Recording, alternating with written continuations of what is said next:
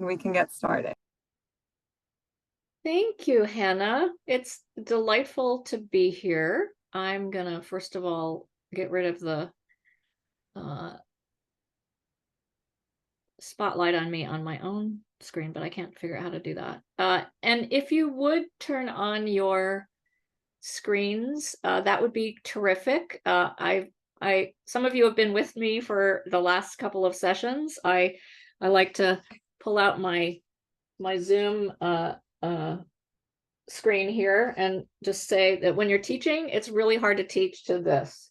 And it's lovely to see people's faces, to see whether people are getting it or not, or, laughing at my jokes, or, whatever that is. So the extent to which, I know there always people have broadband issues and so on, but the extent to which you can keep your screen on, that would be amazing. And I'm just delighted to be here. Hannah, you said it was the last session. I hope it's not the very last, but it's certainly the last of this series. How many of you, just show of hands for those of you who have your screens on, or the Zoom hand, how many of you have participated in one or more of the sessions we've had so far? Wow, a lot of you. Great. So I'm going to share my screen, and wherever it is, there we go. And we'll get started. So the first session that we had together was really about kind of the basics of human-centered design. We covered what it was, what the stages were, there are various versions of the stages, but essentially the stages of building empathy with people, defining and redefining your problem, coming up with lots of ideas, and then prototyping and testing. And today, my dear friend Judy and I are going to give you some examples of this in the real world. And I'm actually going to use Colorado as my example. And I saw some people from Colorado on the screen here. And then Judy's going to talk about a number of different projects that she's been involved in. But we are, I'm just going to start by reminding people, for those of you who weren't on the calls before, I've been a public servant most of my career, and really discovered design thinking when I was at the US Department of Labor. And now I spend my time teaching in the public sector, both a general class on how to be a change maker and troublemaker in government, and then specifically human-centered design classes. I also teach how to design and facilitate good meetings, which is sort of a stealth class on how to create a participatory culture in your organization. Judy, I'd love for you to introduce yourself, and then I'll get started with my part of the presentation. Oh my, thank you so much, Virginia. Hi, everyone. Judy Brown. I'm so happy to be here and to see some familiar faces on this call. Super excited that Virginia has invited me. So I've been working in applied social innovation for nearly 15 years. About 10 years of that has been in this beautiful, still, I think, emergent field of civic design. I co-founded an organization called Civic Makers. I'll talk a little more about that when it's my time.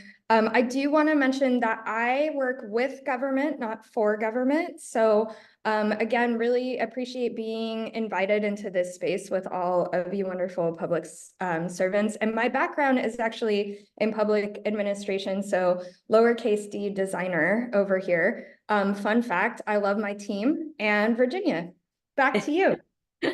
Awesome. Thank you, Judy.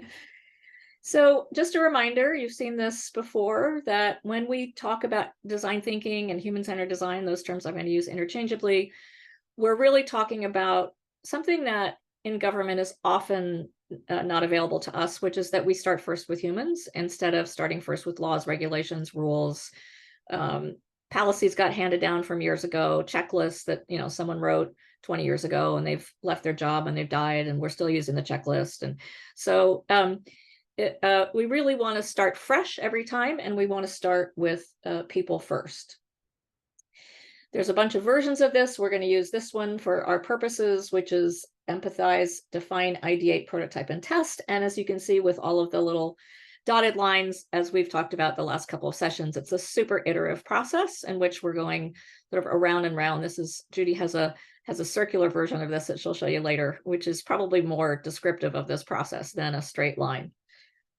So I'm going to start by talking about a project I did a couple of years ago, almost 2 years ago now, with the state of Colorado. And in Colorado, the state workforce board wanted, and the state human services agency wanted to try to figure out how the two systems could work better together.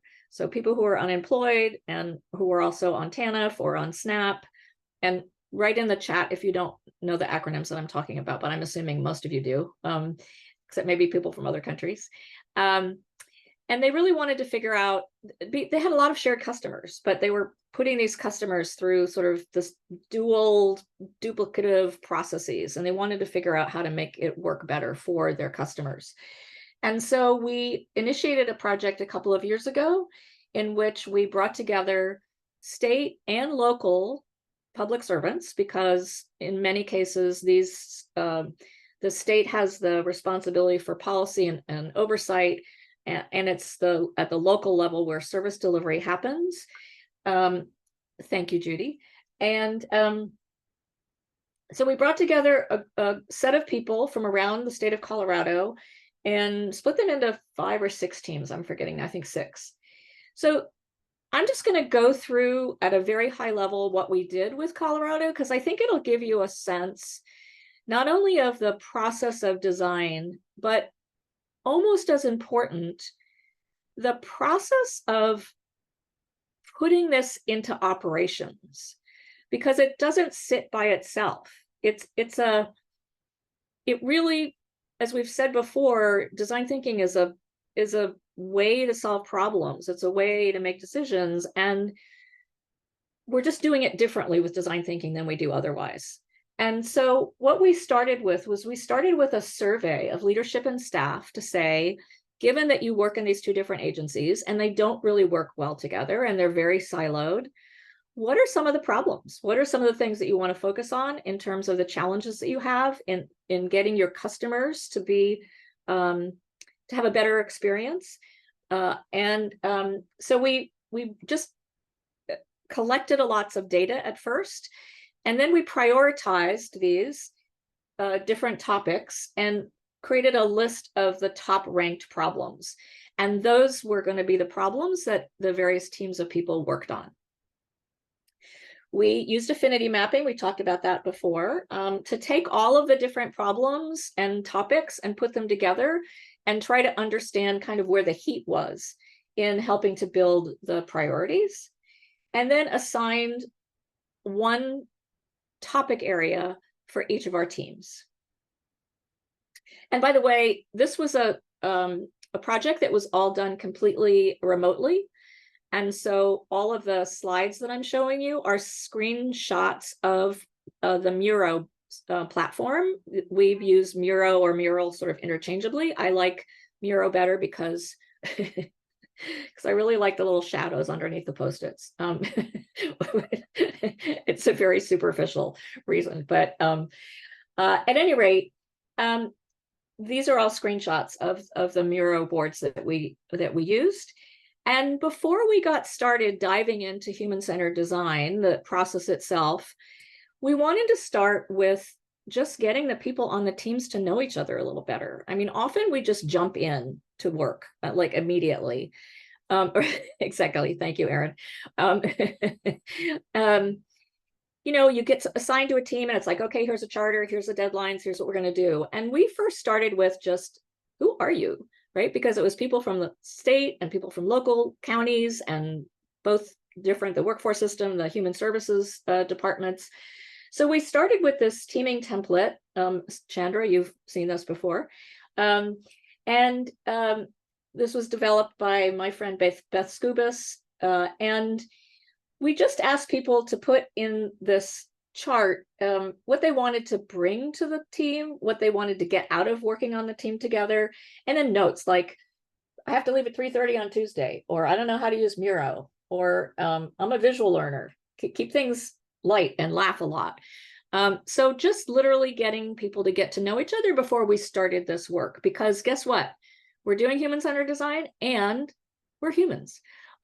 So we just want to like dive into that a little bit.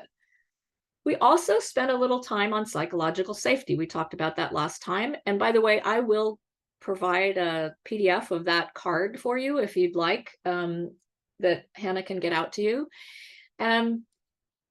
We wanted to talk to people about their experiences in teams, when they felt safe and when they didn't feel safe. And then to talk about, for this project, what are some things that they could do to help build psychological safety in the project that we were working on. So we spent some time on that. We spent some time on just the teams getting to know each other and how to build psychological safety before we jumped into the project itself. Once we gave each team a topic, which was pretty broad, they then used this, what I called, I think in the last session, the Mad Libs that you can find in the Design School Scoping Guide, to narrow the problems down. So in this case, this group of people said they wanted to redesign the referrals for the Colorado Works clients, for whom we got a little more detailed in what context. There are significant client barriers to access employment. I can't read it, it's too small. And resources to improve the success of our customers. And it's important to understand what we're assuming as we get started. So each team developed a bunch of how might we questions and then narrowed them down to one. And in order to narrow them down to one, we actually had everyone on the whole project weigh in on which ones they thought were the most important, and also to make sure we weren't sort of duplicating things in each team. And so the Dynamite team came up with how might we improve staff knowledge on SNAP, TANF, and DWS resources and offerings to share with human services customers. So their how might was really about, we don't even know, how can we even collaborate with each other if we don't even know what the other people are doing or what they're held accountable for and so on. We, again, I'd say probably half of this project was learning human-centered design and the other half was just the operations of it. So we wanted to make it as easy as possible for people. For those of you who study behavioral design and behavioral science, you know that we're always trying to reduce friction and make things as easy as possible. And so we gave teams literally calendars. We had all of the Post-it notes were actually on the left-hand side. And we said, all right, you with your team, come up with your research plan. You're going to have to come up with questions. You're going to have to go out and schedule interviews with your customers. You're going to have to figure out when you're going to do journey maps with your customers. And so we had them put this calendar together to make sure they were going to get things done on time, because when they were going to come back to us after several weeks of customer research, we gave them a template for how to report out their customer research so that we could look at the insights that they gathered as they went through this process. These are some examples of the research, the insights that people had, and more generally what they learned by doing customer research. And so I'm not going to focus on the one on top, just to show you that it was very specific, and there were like 3 pages of these. But also, you know, people are open and willing to revamp the current service delivery model. And the frontline staff had a strong desire for collaboration and coming together, and they didn't want to work in silos. So there was a lot of learning, not only about the customers themselves, but more generally about the appetite of these 2 systems to work better together at the local level. And once we had kind of identified our problem, we did our customer research, we had some insights, we moved into ideation. I'm a big fan of helping people loosen their brains up before they get into ideation. And we're often, as public servants, we kind of do what we're supposed to do and with what's in the law and so what's in the regulations. And here, I created these little cards that just had 2 images together. So a cake and a goldfish, and each team had to just ideate around what kind of product or service they could build by putting those 2 together. So, you know, cake and a goldfish, a brand new fish food. No more flakes, let them eat cake. I mean, so we were pushing people to think out of the box, to be creative, to do, and you can make these cards up. I have them now as cards that I bring with me if I'm doing an in-person session. And just, you get people to literally, I have a card that's about this big, and then I just have people on the team or at the table write as many ideas as they can think of on Post-its and stick them on the card. So we warm people up. The other thing that I use, which I totally love, is a website, and I've given you the URL here. A woman named Molly Wilson, who teaches at the equivalent of the D School in Berlin, created this website where if you click randomize, you'll get a prompt for doing something really kooky. Like this one: design a walkie-talkie that invades your privacy. Design a hat that interacts with social media. I mean, it's just all these super goofy things. And again, the whole idea before you start ideation is to really get these sort of muscles going about being creative and not just doing the same old thing and coming up with the same old ideas. Thank you, Erica. So once people came up with goofy ideas and crazy ideas, then we had them actually iterate or ideate around their how might we question, and here, how might we improve staff interactions and connectivity between the two systems to improve our shared participant experience and increase outcomes. So they came up with all these different ideas. Again, all of this is being done on a Miro board, and then they kind of narrowed it down and built a concept that they decided to prototype and test. So here you can see the concept they came up with is you are here, and we have them think through who it's for, what problem does it solve, what's the big idea. They created this sort of visual representation. Why might it fail? What assumptions are we making? What does success look like? We're trying to get the design teams to sort of think through all of this before they actually start building a prototype to test.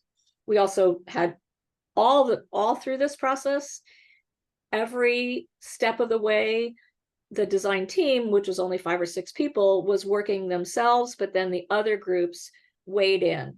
We had other comments. Love this idea. I think it's very prototypable, which I don't know if it's a word, but or whatever that is.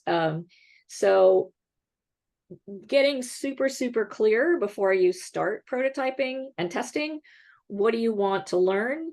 What does success look like? How long are you going to prototype it? You're going to prototype it for a week or a month, or with whom? All that stuff, again, is not human-centered design. It's sort of project management. It's sort of figuring out how you're going to accomplish the next thing. This is an example of one of the prototypes that got tested, which is a service menu that each agency would have for each of the programs that they were in charge of. And this is literally just like a Word document. They didn't go ahead and build a whole database full of all this stuff. That was going to be next. And then tested it with 13 people. 12 out of the 13 said they would use the tool. So, pretty good feedback. And again, in design thinking, just in this stage of the process, just like earlier stages, we're not necessarily looking for big numbers and statistically significant kinds of samples. We're really looking for insight and confirmation that what we're thinking about works. Oh, this is the wrong deck. I have one more. Hold on one second. Sorry. I'll come back. I have one more slide, which basically I checked in with my Colorado colleagues yesterday and got a terrific quote, which, let me just do this. I'll just read it to you. Which came from one of the women who was sponsoring this project at the state level. And it's going to be too hard. I'll do it later. But maybe I'll turn this over to Judy. So that's an example of taking a problem at the very beginning, actually taking a sort of topic area.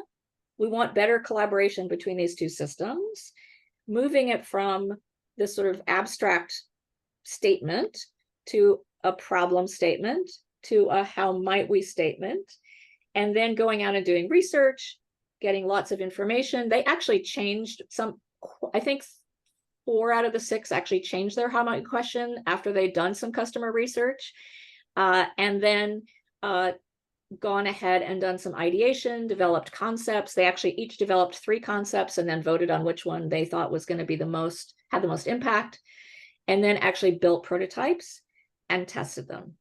And I will come back while Judy's talking and find my final slide, which is, yes, this seemed to work 2 years later. I think, let me see. I can answer maybe one question here. Erin, seemed like they learned the process with design challenges that are more designed for peers. Exactly. The other teams actually designed for working with customers, but in this case, this was more about how they work together better in order to serve their customers. Okay, Alexi, complex and sensitive question. How would you conduct research and interviews with vulnerable groups of people, LGBT, sex workers, and those with low literacy rates? It might be quite challenging to approach them. That is absolutely true. My best practice, I guess, for that is to work with organizations that work with those people. I would not, for me, older white woman to go find, I do a lot of work with young people of color who are coming out of foster care. I'm not the right person to find them initially. In fact, the best way to do this is to, as we've been saying all the way through, is to co-create these projects and to work with lived experts so that the people who are interviewing, Judy did a project with welfare recipients where we train the people who are closest to the customer we want to design for, and they're the ones who are doing the interviews and collecting the data so that there's a much higher receptivity and a sense of trust. For those that did customer-facing challenges, do you have to work with them to develop infrastructure for interviewing customers? Yes. So there's been some disagreement about compensation. And on the one hand, and I've worked on projects both ways. On the one hand, giving someone $50 to compensate from them for an hour's worth of their time I think is totally legit and important to do. On the other hand, sometimes people actually want to volunteer to help. And we know that sometimes when people volunteer and then we offer to pay them, it changes the tenor of the relationship and becomes more sort of, extractive, and we're just going to pay you for get your insights, as opposed to we're kind of partners in this together. So I think that really depends. And obviously everything that we do is confidential. We don't share any personal information with anybody. We change names. I even changed names and locations in the slide deck I gave you, so that we make sure that we're really, keeping their trust. So I'm going to stop sharing. Did I stop sharing already? Yes. And turn this over to Judy, who is going to give you some other examples of human-centered design in the wild, and then we'll have time at the end to have a conversation. All right. Over to you, Judy. What? Over to you. All right, thank you. Can we give Virginia a wave? Yay, love that. Love seeing the waves. Thank you so much. Thank you again, Virginia, for having me. I am going to call in Rosalie's question here. How do you go about de-identifying your data in the analytical phase? Anything you want to speak to about that, Virginia, before I jump in? Well, I just say, we're not working with giant numbers. We're working with interviewing 7 people or 17 journey maps or whatever that is. So we just don't, once we start collecting point of view statements or the actual things people are saying, we they just go on a sticky note without any attribution to who said it. So, it's pretty low tech. I think if Judy does more sort of large projects, the projects I work on typically, we're not talking about thousands of pieces of data. Yeah, thank you. Thank you, Virginia. Yeah, Rosalie, I would say a huge part of that is really because the data that we're collecting is literally from high touch one-on-one conversations. That part of what we build into the interview protocol is kind of like a shared understanding about how the data will be used. I like to call it the 2 A's of user research, called that we aggregate and we anonymize. And we can do that with 5 interviews. We could do that with 50 interviews. My team uses a tool called Dovetail to take some of the qualitative data and tag it and code it and analyze it. But I know there are many people on the call here who work with really large data sets. So those of you who do that work, feel free to chime in. But for now, I will get us into my slide deck here. And so Virginia went pretty deep into a specific project that had all of the phases and was a state example. I'm gonna go broad and I'm gonna break down these examples by each of the 5 phases. And you're just gonna get like little vignettes of them.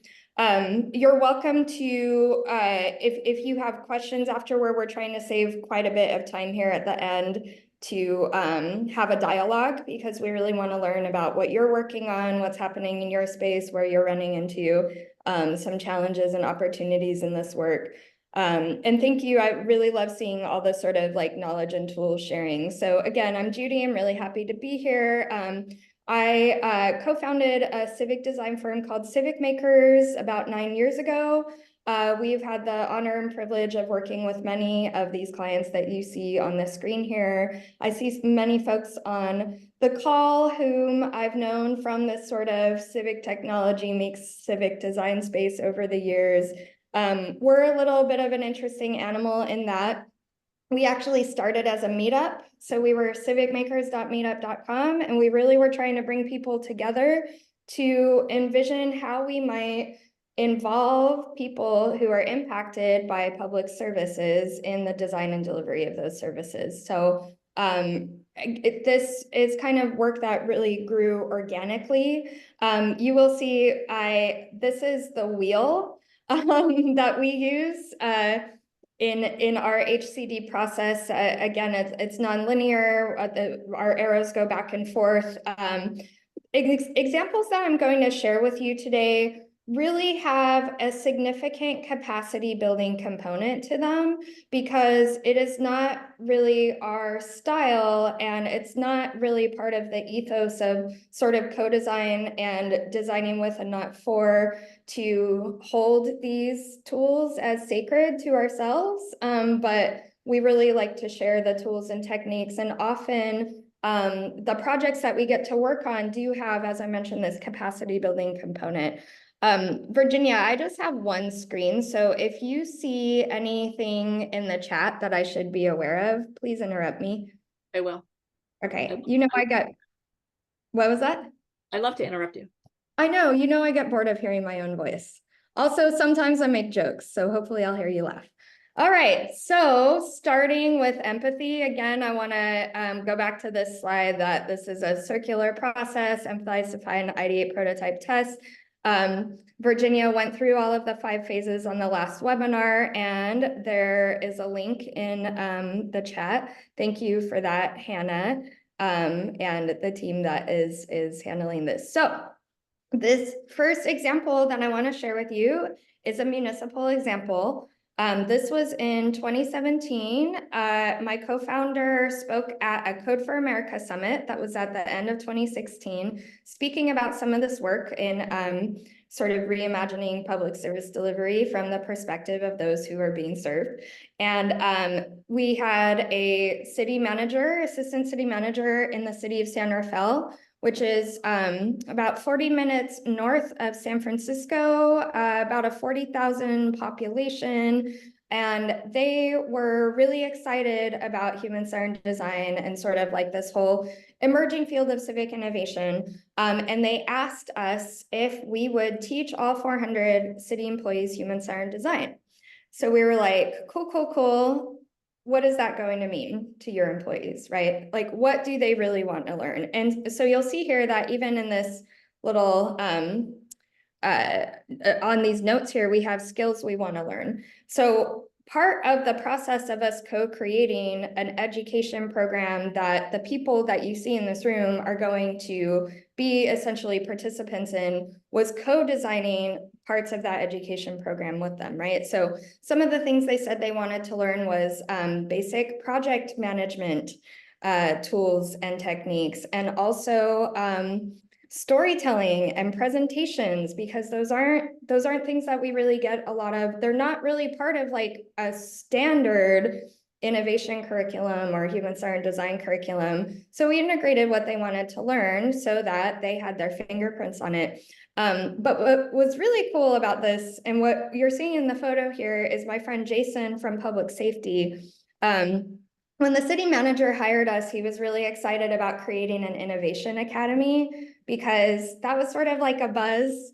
Ooh, Innovation Academy, it sounds so cool, right? And so we were like, yes, we're gonna create this Innovation Academy. And then Jason and some of the folks in public safety there, they decided that they didn't like the term academy. Why do you think they wouldn't like the term academy? Anyone want to just shout out? I'd love to hear another voice. Academy. Yeah, what was that? Say it again. Police Academy? Police Academy, is that what you said? Yeah. You nailed it. Yes, absolutely, right. Implies inexperience. They are police officers. Yes, exactly. Sounds like school. Elaine, these are all really great comments. Yeah, exactly. Academy was something that our public safety folks had to go through. Maybe it wasn't the most pleasant experience. I'm also seeing in the chat here a bit about, yeah, it's formal. It sounds like school. It also implies a power dynamic, right? In an academy, there's a teacher and there's a student, and that's power. That's not equitable exchange, right? Being fed information versus co-creating, right? Exactly. And so what ended up happening was we put together a bunch of different options that we sourced from this group that was essentially our co-creators, which in this photo you're seeing, of course, folks from public safety, also library, also community development. The whole point was to have a cross-section of employees. And we just kind of sourced from them different things that they would want to call this. So the gentleman in the middle there, whose head you're looking at, he wanted to call it free food and things, because he thought that people would want to show up to this if they knew they would get free food and things. Where they ended up landing was calling this a learning lab, which we love, and we have brought that into other work in class. In fact, it's something that our firm offers that's probably the closest to a product. We can't really productize anything because, of course, every project is its own unique context and experience. So, so what we love about the learning lab is that, one, learning is shared, right? It's an equitable exchange of knowledge and experience. So it breaks down that power dynamic. Two, lab means experimentation. So it was meant to be a place that was safe to experiment. So next slide, I'm going to talk about define.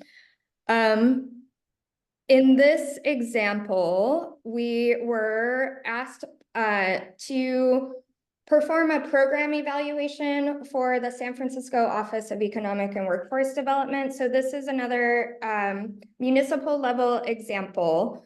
On the left here, you are looking at my brilliant design researcher, Leah, and the woman that she's taking this photo with is the owner of Bong Tu. Bong Tu is a Vietnamese restaurant in the Tenderloin neighborhood of San Francisco that has legacy business status. So it's been there for over 25 years.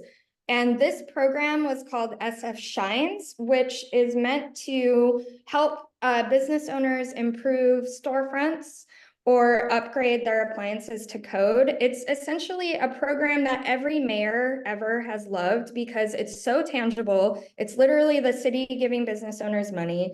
And yet no one had ever in 10 years asked anyone how it was going. Did it meet their goals? Did it actually help them achieve what they needed to achieve? And or were there places that the program could improve? So we, as part of the process for a human-centered program evaluation, actually went and met the business owners in person. And we had assumed that we started making our list of stakeholders, we started segmenting them, understanding which sort of business owners had different types of needs. And when we went to Mong 2, we expected to meet with the owner that you see Leah smiling very widely with, but who we actually ended up meeting with was her daughter and her daughter's daughter. So here we actually have 3 generations of stakeholders in one space. We also learned a lot about the owner of Mong 2's daughter's role in helping her navigate city bureaucracy with her mom as an English language learner. So that showed us that there was an entire group of stakeholders that we didn't even know about or think about, that certainly the city wasn't thinking about. And what they ended up doing was integrating some resources into the program design that would essentially recognize that the children of immigrant business owners are often the ones who are helping to do all of the work that needs to be done to keep them compliant.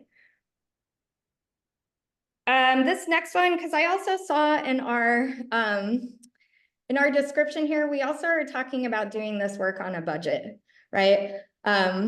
So what you're looking at here is an example of a half-day workshop that we hosted with LA County.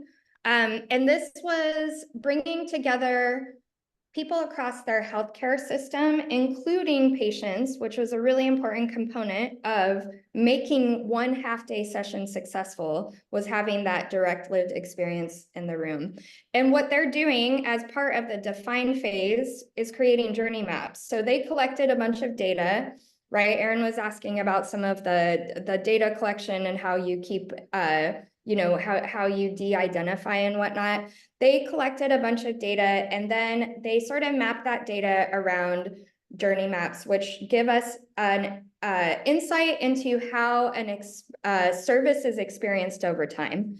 And what you'll see, the folks that you're seeing here include healthcare administrators, there's clinicians in the room. You'll see, you probably can't read it that well, but at the top of the top right, there's adults in good health. We have a problem statement. We have the different phases that they would go through to access their services. And then we also have elderly with multiple chronic conditions. What these photos don't show, again, are that there's some folks in the room who do actually represent those stakeholder groups. So again, this was relatively low cost. It was a half a day, and it gave people across the sort of like service ecosystem, if you will, insight into how folks are experiencing this service. I got distracted by this comment in the chat that I think is so important. I'm going to read it out loud. Mothers and single mothers are severely underrepresented in many decision-making forums and politics. Thank you, Isabella, for sharing that. Next, doing okay on time, I think. Now I'm going to talk about ideation. And this is exciting because the example is of when we got to use Virginia's very cool cards here that she mentioned earlier as the warm-up activity. I also put a link to a blog post that talks about some of the essential ingredients that are needed to get folks whose day-to-day jobs may not look anything like creative, collaborative problem solving into a mindset of bringing the best, most wild ideas out of each other in a room in a certain amount of time. So this particular project is with the Employment Development Department and the Employment Training Panel, or ETP. And they were also looking at how they might reimagine their process that hasn't changed in a couple decades to better suit stakeholders. And this project also had a fairly significant capacity building component wherein myself and my team were leading the human-centered design process, but we had an internal design team made up of cross-departmental folks who sat at several different levels of the organization who were sort of learning and applying it alongside us.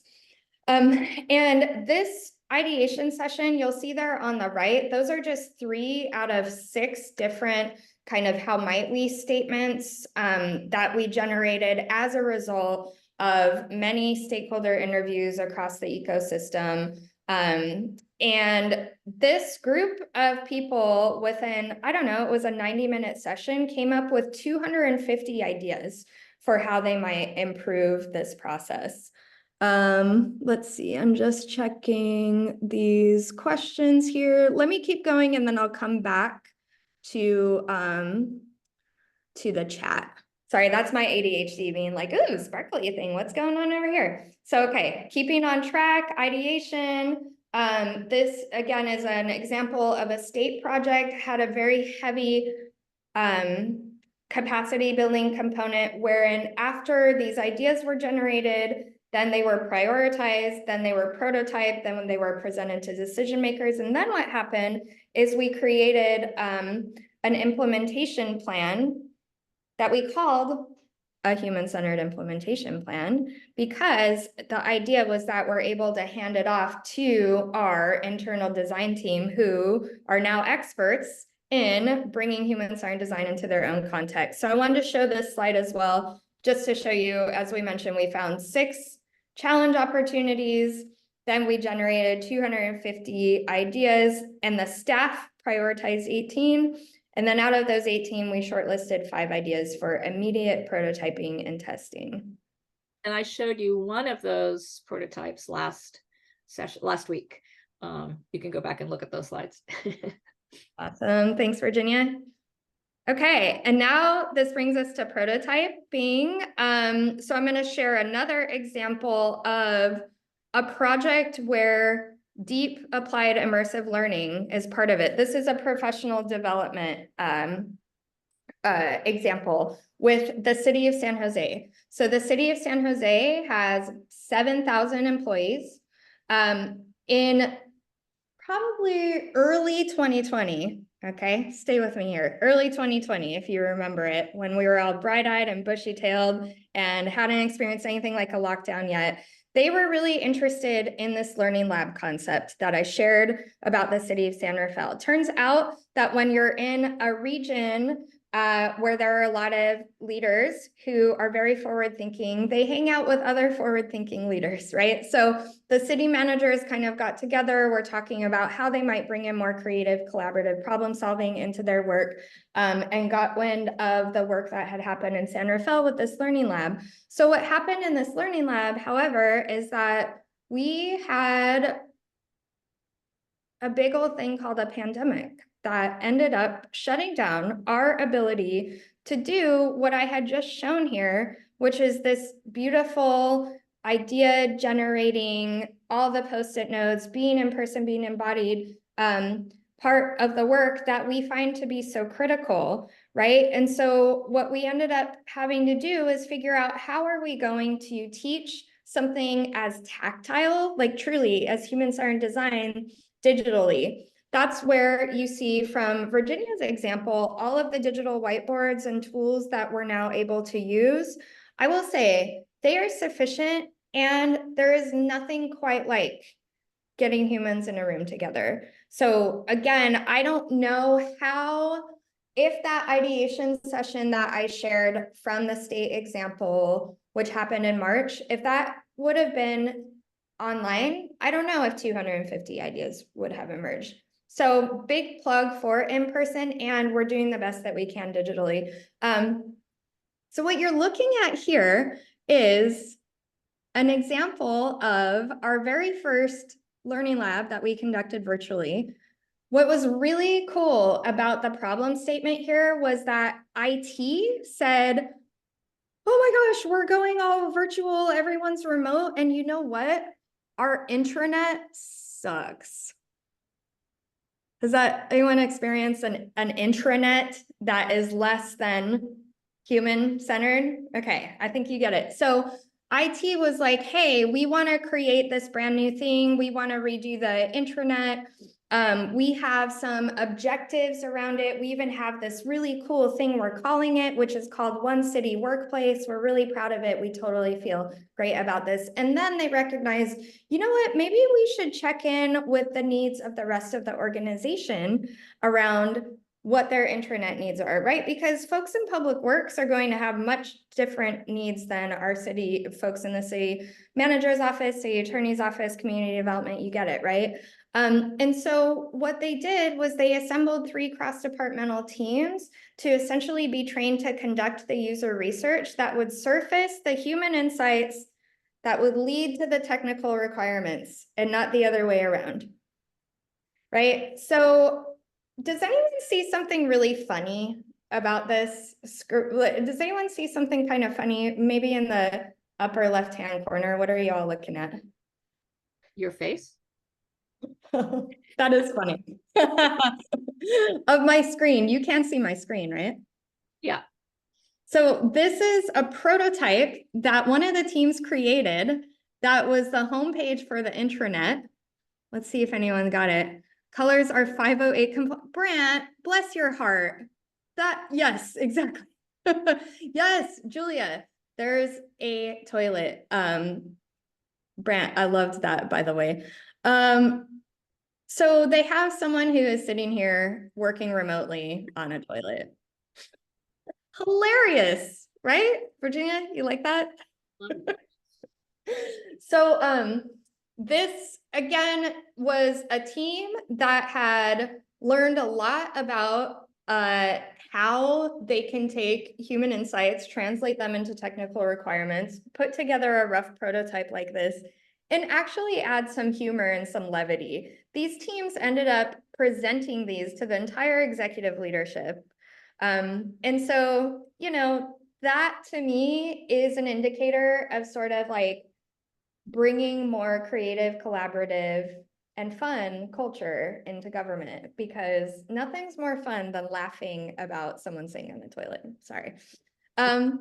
So the other really cool thing about this, again, is that even though this was a professional development program, because it was tied to real projects, the city has now released a beautiful RFP to find a vendor who can help them actually build this thing. Now, whether or not it's actually going to have someone, it's going to look like this, probably not, but that's an example of a prototype that is being brought to life through an RFP process. And last but not least, we're going to talk about test. So we went through all of the phases. Test is where we test what we have done, what we've created. And again, because I showed you that this process is circular, it's like a wheel, right? What I'm going to show you is that it's not always going to be that you're testing your prototype. So what I want to share is personas, persona development, essentially that we take a whole bunch of qualitative data and we start to group it along different needs. Personas can be a little tricky, especially when we, you know, this is essentially doing research with humans. We don't have to go through an institutional review board to do this work like we would if this was an academic setting. So that means that we as designers who work with people who are experiencing challenges that we may or may not have any capacity to help solve, we have to be really thoughtful, really careful, and really cautious about how we present them and their challenges, right? So what I want to show here is we're looking to the left. Actually, I think there are folks who are even on this call who might remember this. In 2017, we worked with California Health and Human Services to better understand how an ecosystem of stakeholders would interact with something like their open data portal? Does anyone spend a lot of time in open data portals? I know some of you have. Are they human-centered, yes or no? Okay, thumbs down from Virginia.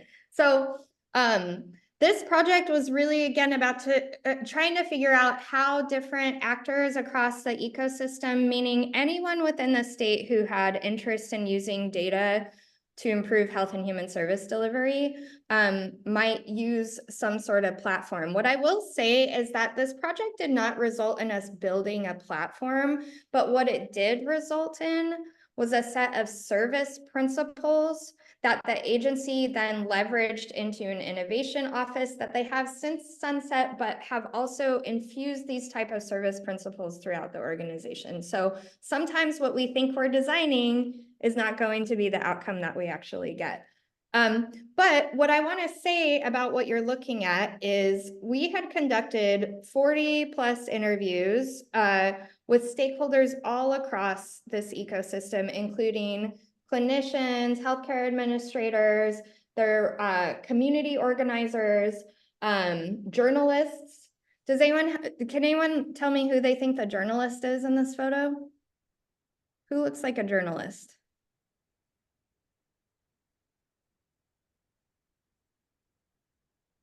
Virginia, do you know the answer to this? Anyone? Yes, great, Mary. Sorry? Woman with glasses. Woman with the glasses. So she's an epidemiologist. Virginia said the one with the hat. I mean, he wrote for the SAC-B. He's got the hat. I don't know. He gives me journalist vibes. So anyway, what we did, again, as part of collecting all of this data from this diverse set of stakeholders, is we started to group them, right, into different sort of, we call them personas, right? But we're categorizing them according to their needs. So from like a curious advocate might be a community organizer or someone who was part of a brigade network at the time back in the day. An engaged consumer would be someone like a data storyteller into civic tech. A dutiful doer is someone who data just kind of ended up as part of their job, but they're not totally bought in.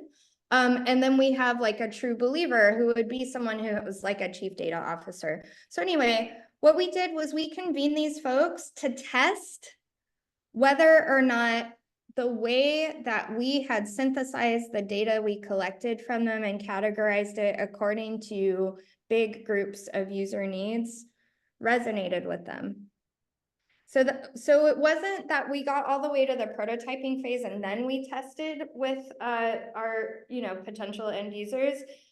Even as part of the data analysis phase, we started doing those tests, which is really important, especially when it comes to working with historically underinvested populations, working with populations who have not ever had a seat at the table in the decision-making or policy-making process, to ensure that we're not putting our own bias, even on our own interpretation of what we're hearing from them. So that was how many different, I think that was 6 different projects across the 5 phases. Again, just vignettes, not the end-to-end. I do have one end-to-end that I could share, but I really want to make space for talking with you, not talking at you, because as I said, I get really bored of hearing my own voice. Thank you, Judy. Let's do a hands for Judy. Awesome. And I'm just going to show you one thing, my last slide, which I found. So this was literally an investigation yesterday, and this is the email we got back. This really helped to enhance the partnership between workforce and human services. The partnership and process that was fostered out of that continues to this day.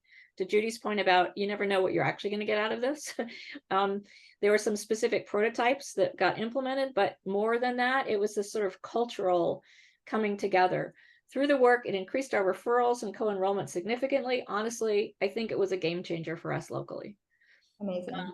Just a beautiful example of what can happen. And as Judy said, and I do the same thing, whenever I have a human-centered design project, it's not just kind of parachuting in, doing the project, being cool, and then, you know, presenting the findings and leaving. It's really teaching the people who are there all the way along the way, so that at the end, they have not only the tools, but also the confidence, because they've done some, you know, supervised work, so that they'll continue to do that. And that every time, I think I said this last time, every time a new project, a new idea, a new appropriation, a new program comes along, people's first instinct is not to say, oh, let's get all the people in the room who know how to do this, but let's go talk to people who are going to be affected by this.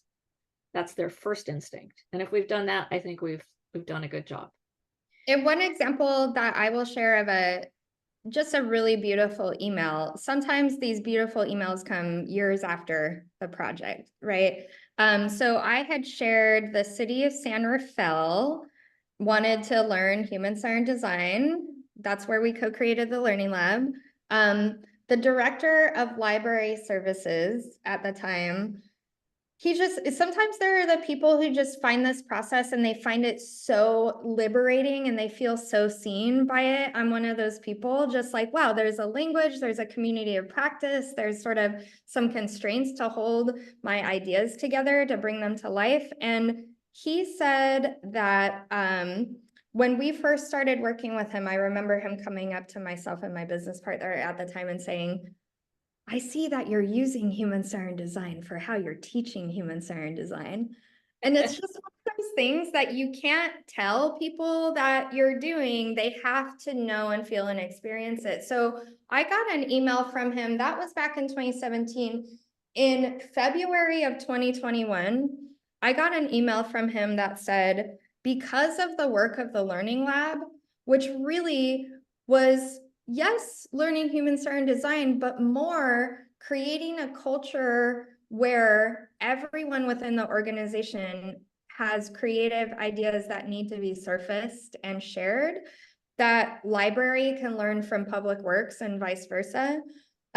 He said because of that work, they were more prepared to respond instead of react to the pandemic. And what he meant by that was they had already created a culture of cross collaboration within their organization. So it was less like what happened with my friends in San Jose. Oh no, everyone's remote and we don't have a good intranet kind of thing. So it's another example of the sort of cultural elements that are a real long game in this work, and you may not see them for a few years, but it's still worth it. So, Anna, I'm Virginia, going to turn it back over to you so that you can, you've been filing questions along the way so that yes, thank you both. Thank you so much, Judy. Thank you, Virginia, for those excellent presentations. And we're right on time for the Q&A, so that's fantastic. Let me just turn off recording.